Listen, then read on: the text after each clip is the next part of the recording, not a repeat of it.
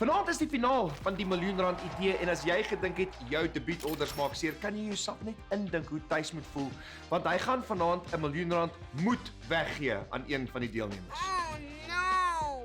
So net om dit in perspektief te plaas, dit is ongeveer 76.923 brode of 'n 2-slaapkamer woonstel in Boksburg Noord, Brakpan of Daspoort.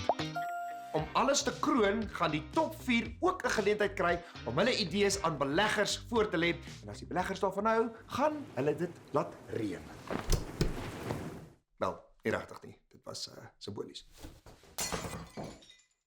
Van hulle gaan beleggers kry. Ons sal die 1.6 miljoen rand in jou besigheid belê. Van hulle gaan baie moeilike besluite moet maak. So ek offer jou 1.5 miljoen rand vir die konsep. Jy loop weg, 100% my konsep verder. En van hulle gaan wegstap met niks. Met dit in gedagte sal ek nie 'n aanbod maak van 13 miljoen rand nie. Maar een van hulle gaan wegstap met 'n gewaarborgde tjek van 1 miljoen rand. Vind uit wie op die miljoen rand idee net op Via. Ek moet seker nota maak. Ek moet ook inskryf, nê. Nee.